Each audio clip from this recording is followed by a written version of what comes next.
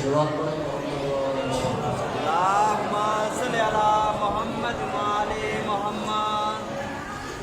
اعوذ باللہ من الشیطان الرجیم بسم اللہ الرحمن الرحیم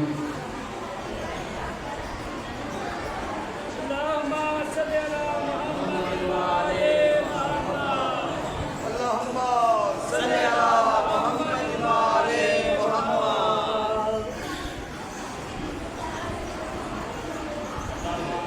دعا بتا دی قادر مولا حسین ملنگ دی خواہش ہے کہ میں مولا دے امام بارگاہ بناواں کہ اللہ پاک انہاں نوں توفیق دے امام بارگاہ بناون دی آمین. انہاں نوں واسطہ رکھے صلوات پڑھے محمد وآل محمد.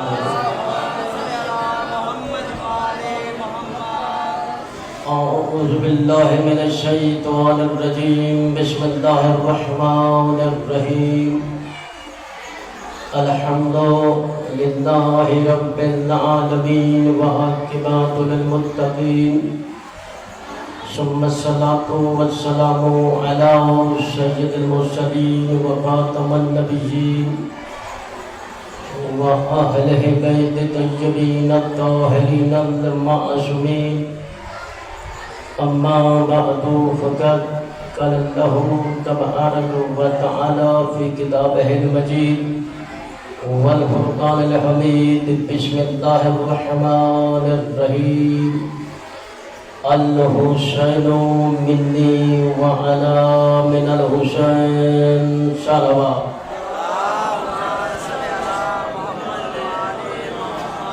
مجمع کافی ہے درود کی آواز تھوڑی ہے بلند آواز میں پڑھے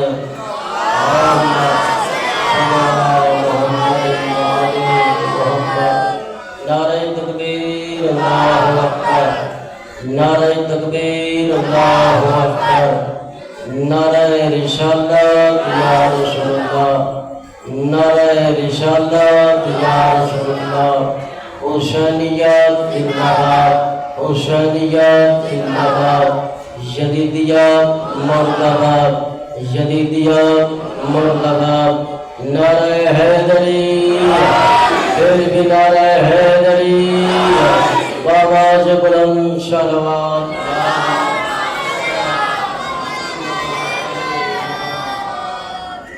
عزیزاً محترم میں نے آپ کے سامنے پیغمبر اسلام کی حدیث مبارک پڑھنے کا شرف حاصل کیا ہے. یہ وہ پیغمبر ہیں جن کے بارے اللہ فرما رہا ہے وَمَا يَنْطِقُ عَنِ الْهَوَىٰ إِنْ هُوَ إِلَّا وَحْيٌ يُوحَىٰ کہ میرا رسول اس وقت تک اپنے لبوں کو حرکت ہی نہیں دیتا جب تک اللہ کی وحی نازل نہ ہو.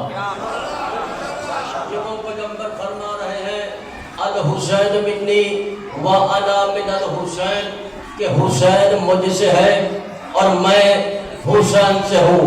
یہاں سوال پیدا ہوتا ہے کہ حسین تو رسول سے ہو سکتے ہیں لیکن رسول حسین سے کیسے ہو سکتے ہیں؟ بھئی پیغمبر نے فرمایا حسین مجھ سے ہے اور میں حسین سے ہوں. پیغمبر کے کہنے کا مطلب یہ تھا کہ ہاتھ ہمارا شفاعت حسین کی، جگر ہمارا شجاعت حسین کی، اسلام ہمارا اشاعت حسین کی، نبوت ہماری امامت حسین کی، رسالت ہماری ولایت حسین کی، دعویٰ ہمارا شہادت حسین کی، سجدہ ہمارا سواری حسین.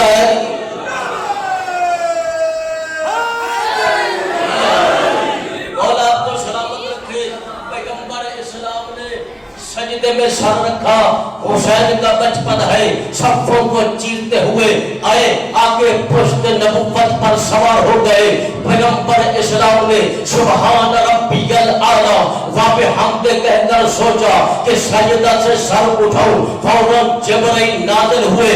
آگے عرض کی یا رسول اللہ اللہ درود و سلام کے بعد فرما رہا ہے کہ تو بھی میرا، نماز بھی میری، حسین بھی میرا.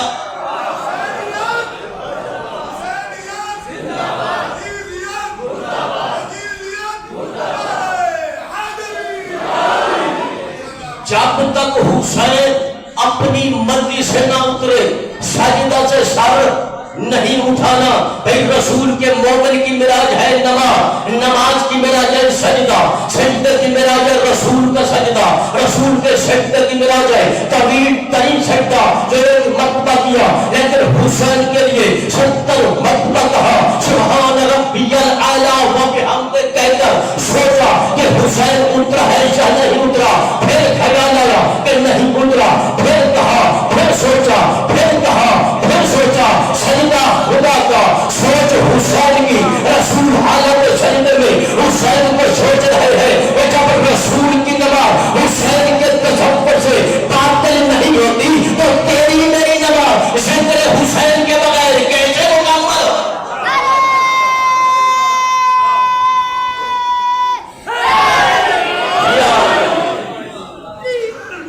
مسجد نبوی اس لیے حسین کے فضائل پڑھے جاتے ہیں تاکہ دنیا کو پتہ چلے کہ مولا حسین کا مقام کیا ہے.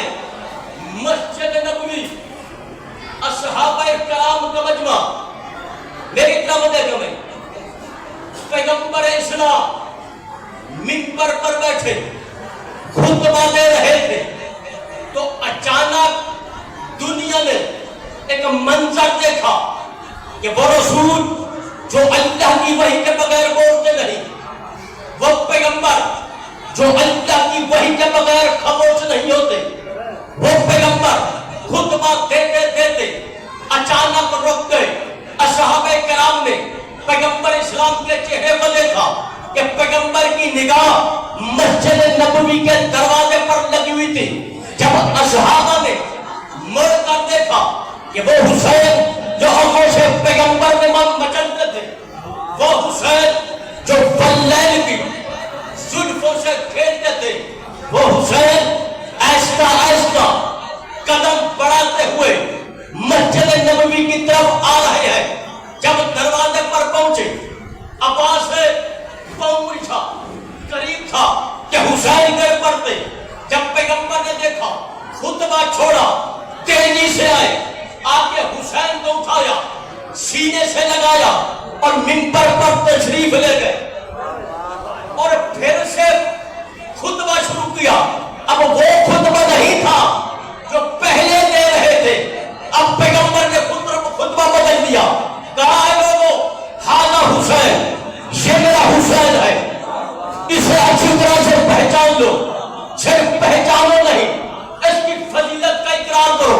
صرف فضیلت کا اقرار نہیں, اگر حسین کی زندگی میں کسی موڑ پر حسین کی ضرورت پڑ جائے, تمہارا فرض ہے کہ حسین کی مدد کرنا. پھر پیغمبر نے فرمایا اس کا دادا افضل ہے یوسف بن یعقوب کے دادا سے. پھر پیغمبر فرماتے ہیں اس کا دادا بھی جنتی, اس کی دادی بھی جنتی, اس کا چچا بھی جنتی, اس کی پھوپھی بھی جنتی, اس کی ماں بھی جنتی, اس کی بہن بھی جنتی, اس کا نانا بھی جنتی, اس کی نانی بھی جنتی, اور ان کے چاہنے والا بھی جنتی, اور ان کے چاہنے والوں کا چاہنے والا بھی جنتی.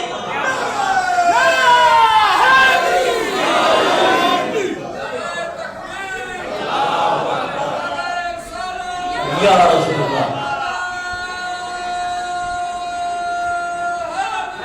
یا زندہ باد, زندہ باد, مردہ باد, مردہ باد.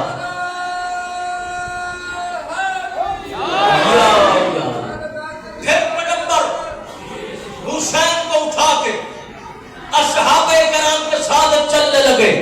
پھر پیغمبر نے فرمایا الحسین منی وانا من الحسین, حسین مجھ سے ہے اور میں حسین سے ہوں. جو حسین سے محبت کرے گا اللہ بھی ان سے محبت کرے گا, جو حسین سے نفرت کرے گا اللہ بھی ان سے نفرت کرے گا.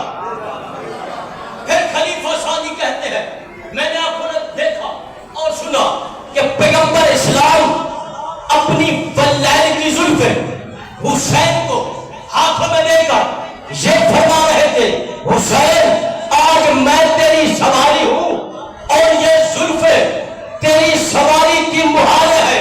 پھر خلیفہ کہتے میں نے دیکھا کہ جہاں حسین چاہتے زلفوں کے ذریعے سے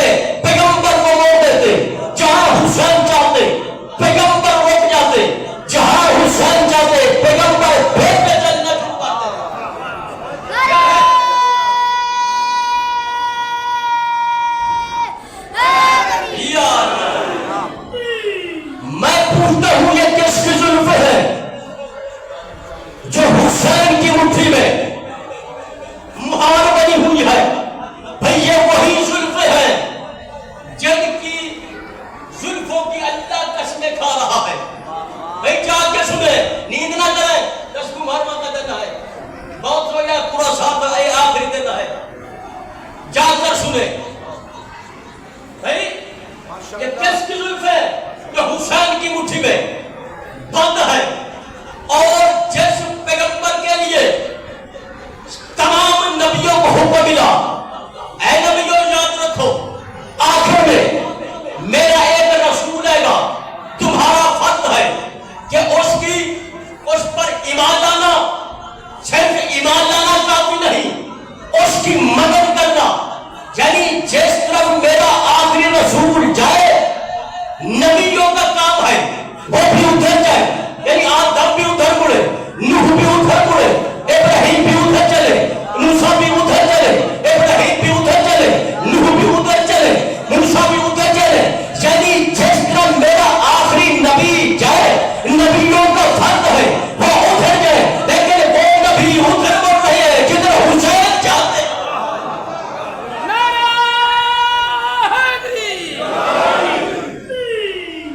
سلوات پڑھے محمد وآلہ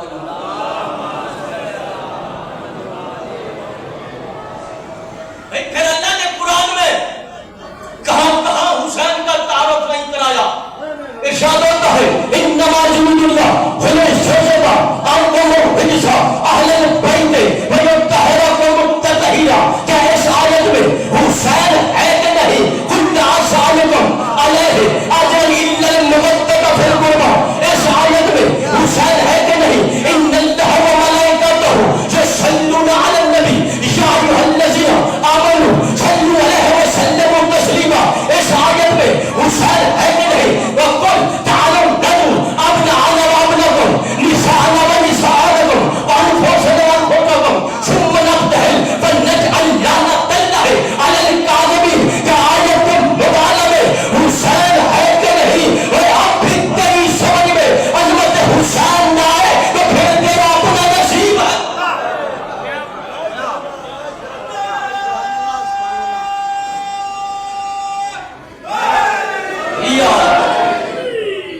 بھائی دیکھیں جب حضرت اسماعیل علیہ السلام کو حضرت ابراہیم ذبح کرنے لگے تو اللہ نے دمبا بھیج دیا اور کہا میں اس کو عظیم قربانی میں بدل دیا ہے. وہ یہی قربانی ہے جس کے لیے آپ جمع ہوتے ہیں. اور پیغمبر نے فرمایا کہ میں اجر رسالت کچھ نہیں مانتا، جو میں نے کئی سال تبلیغ کی ہے، مگر یہ کہ میری اہل بیت کے ساتھ مودت کرے. یہی مودت ہے. اب کوئی پوچھے کہ آپ کہاں جا رہے ہیں؟ جنت کے مجلس پر جا رہے، کہے کہ اجر رسالت دینے کے لیے جا رہا ہے. تو میرے محترم ہمارے حاجی صاحبان مکہ جاتے ہیں، ہر سال تشریف لے جاتے ہیں اور اس سال بھی اس شہادت سے فیض یاب ہو کر تشریف لائے ہیں. اور جتنے بھی حاجی صاحبان یہاں سے جاتے ہیں وہاں جا کر وہی عمل کرتے ہیں جو حضرت ابراہیم نے کیے تھے. وہی لباس پہنتے ہیں، وہی شکل بنانے کی کوشش کرتے ہیں، حتیٰ کہ سیدھا ہوا کپڑے نہیں پہنتے، سیدھی ہوئی جوتی نہیں پہنتے. تو وہاں یہ ہوتا ہے جہاں جہاں حضرت ابراہیم، حضرت اسماعیل، حضرت حاجرہ کا عمل ہے وہی عمل انہی کو دہرانا پڑتا ہے. اب حاجی صاحبان کو بیٹھیں گے کہ جب حضرت ابراہیم علیہ السلام لے کر چلے اپنے بیٹے اسماعیل کو لے کر، تو راستے میں شیطان آ گیا اور بڑی خوبصورت شکل میں آیا، عمدہ شکل میں آیا. اگر کہتے ہیں جناب کیا کر رہے ہو؟ حضرت ابراہیم نے فرمایا میں نے خواب دیکھا ہے. کہنے لگا حضور یہ ضروری نہیں کہ ہر خواب سچا ہو، صحیح ہو، اللہ کا حکم نہ ہو، بلکہ کسی شیطان نے چکر دیا ہو. تو حضرت ابراہیم نے اٹھایا پتھر، شیطان کو مارا، دبولا نہ مرا شیطان. کہنے لگا حضور آپ کو کس نے پتا ہے کہ میں شیطان ہوں؟ فرمایا جو نبی کے خواب کو جھوٹا کرے وہی تو شیطان ہے. اب سوچا کس کے بعد دوں؟ تو دوڑ کر حضرت اسماعیل کے سامنے آ گیا. کہ برخوردار تیرا باپ تجھے ذبح کرنے کے لیے لے جانا ہے.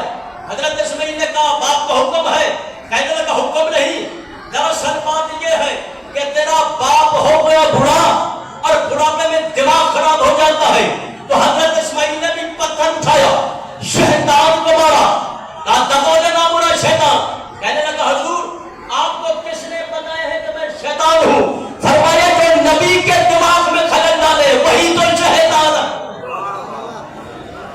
اب سوچا کہاں جاؤں؟ تو حضرت حاجرہ کے سامنے آیا. کہتا ہے بی بی کہتے نام مراد کیوں شور مچاتا ہے؟ لے گیا اس کا باپ اس کو ذبح کرنے کے لیے. تو بی بی نے کہا میں کیا کروں؟ کہتا ہے کیا کروں، گھاٹ سے باہر نکل اسے بچا. تو حضرت حاجرہ نے بھی پتھر اٹھایا، شیطان کو مارا. کہا دب ہو جانا برا شیطان. کہا بی بی آپ کو کس نے بتایا کہ میں شیطان ہوں؟ فرمایا جو نبی کی بیوی کو گھر سے نکالنے کی ترجیح ہے وہی تو شیطان ہے. تو اب مجھے سارے حاجی سبان مل کر بتائے، چونکہ حاجی شیعہ بھی ہے سنی بھی ہے، تو جہاں حضرت ابراہیم کی یاد میں اب نماز ادا کرتے ہیں، حضرت اسماعیل کی جگہ اب قربانی دیتے ہیں، حضرت حاجرہ کی یاد میں اب شہید کرتے ہیں، تو آپ یہ عمل کرتے ہیں حضرت ابراہیم کی سنت پر، حضرت اسماعیل کی سنت پر، حضرت حاجرہ کی سنت پر. ایک عمل وہاں وہ اور ہوتا ہے کہ وہاں 3 شیطان بنے ہوئے، میری طرف دیکھیں وہاں 3 شیطان بنے ہوئے ہیں جن کو حاجی شیطان پتھر مارتے ہیں، جن کے نہیں مارتے بلکہ بے شمار مارتے ہیں. چونکہ شیطان نے تھا گمراہ کرنے کے لیے ابراہیم کی جگہ آیا، اسماعیل کی جگہ آیا، حاجرہ کی جگہ آیا، تو اللہ نے یادگار قائم کر دی، حاجیوں پر واجب قرار دیا کہ شیطان کو پتھر مارو. اگر پتھر نہ مارا تمہارا حج نہیں ہوگا. تو پھر یاد رکھو حج ہے ابراہیم اور اسماعیل کی یاد کا، محرم ہے نماز رسول کی یاد کا، وہاں حج نہیں ہوتا جب تک شیطان کو پتھر نہ مارے. جہاں محرم نہیں ہوتا جب تک یزید پر لعنت نہ کر.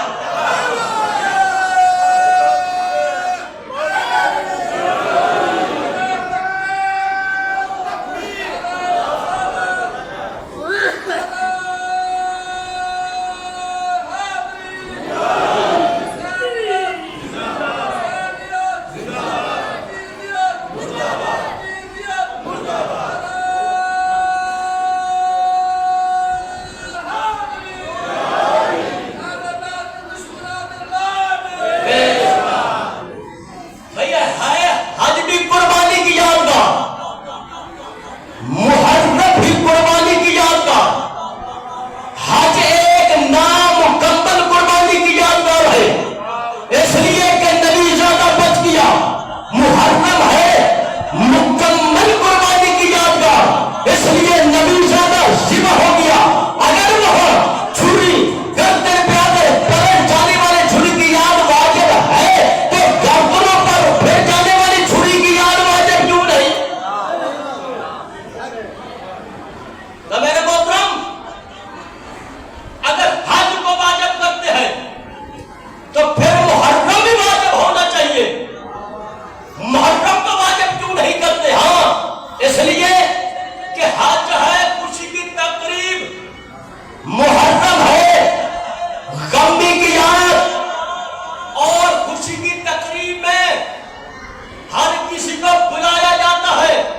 اگر کوئی رشتہ دار ناراض ہو ان کو منایا جاتا ہے. تو حج ہے خوشی کی تقریب. اور یہاں واجب کے ذریعے سے بلایا ہے کہ پاکستان سے ہو، انڈیا سے ہو، ایران سے ہو، عراق سے ہو، جو خوشی کا دن ہے خوشی مناؤ. لیکن یاد رکھو جب کسی کے گھر کوئی غمی آ جائے تو پھر بلایا نہیں جاتا، فقط اطلاع دی جاتی ہے. اور محرم کے چاند نے اطلاع دے دی کہ رسول کے گھر سفید ماتم بچھی ہوئی ہے، رسول کے بیٹے ذبح ہوئے پڑے. آؤ دیکھو جو آج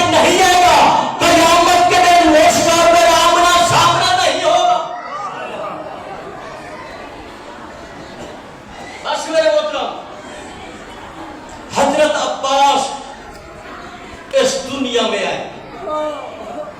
مولا علی نے اٹھایا آنکھیں نہیں کھولی, امام حسن نے اٹھایا آنکھیں نہیں کھولی, بی بی ماں زہرا کا سیدھا ہوا کرتا پہنا کر سلام کیا, آنکھیں نہیں کھولی. ادھر حسین ہے, جیسے حسین کی آواز حضرت عباس تک پڑی, تڑپ کر آنکھیں کھولی. ازاداروں, جس طرح مولا علی دنیا میں آ کر سب سے پہلے رسول اللہ کے چہرے کی زیارت کی, اسی طرح حسین عباس مولا حسین کی زیارت کی, اور آخری وقت جو نگاہ ڈالی وہ بھی حسین کے زخمی چہرے پر. ازاداروں, مولا عباس وہ ہستی ہے کہ ساری زندگی افسوس کے ہاتھ مددتا رہا کہ کاش مجھے لڑنے کی اجازت مل جاتی.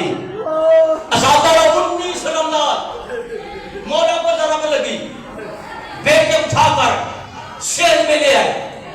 حضرت عباس ساتھ کھڑے ہیں اور عبد الرحمن بن ملجم اپنی خشک زبان اپنے لبوں پر پھیر رہا ہے. مولا فرماتے حسن بیٹا, جو میں نے رات دودھ رکھوایا تھا نا وہ لے کر آ. امام حسن دودھ کا پیالہ لے کر آئے. مولا فرماتے ہیں میرے قاتل کو دودھ پلا. حضرت عباس نے تلوار میں ہاتھ ڈالا, کہتے ہیں بابا قاتل کو دودھ پلانے کا کہتے ہو, مجھے نہیں کہتے, میں اس کا سر قلم کر دوں. ازاداروں, مولا اتنا روئے کہ ریش مبارک آنسوں سے تر ہو گئی. مولا فرماتے عباس اپنے ہاتھوں سے میرے قاتل کو دودھ پلا. جب یہ کہا نا پیغمبر نے, مولا علی نے, تو حضرت عباس لرزے, رنگ پیلا ہو گیا. بی بی آواز امام حسن کہتے ہیں بابا, بہن کہتے ہیں حضرت عباس سے پیالہ دے دے, کہیں ایسا نہ ہو کہ شہادت سے پہلے دنیا میں چلا جائے. ساری زندگی افسوس کے ہاتھ بدلتا رہا. جب پھیلے اٹھانے کا حکم ملا, عباس نے کہا مولا میں جو موجود ہوں. عباس چپ رہے, آخر میں چھوڑ دیتا ہوں, ٹائم تھوڑا ہے, ایک دو جملے. اجازت ملی حضرت عباس کو, آئے اس خیمے کے دروازے پر جس بی بی نے ہمیشہ کہا تھا بیویوں گھبراؤ نہیں جب تک میرا عباس زندہ ہے. کسی کی کیا مجال کہ وہ میریا خیموں کی طرف دیکھے. اس خیمے کے دروازے پر آئے, بی بی سر جھکا کر بیٹھی ہے. حضرت عباس نے دونوں ہاتھ پیشانی پر رکھے, رکھ کر کہتے ہیں بطول کی بیٹی, کنیز کے بیٹے کا آخری سلام.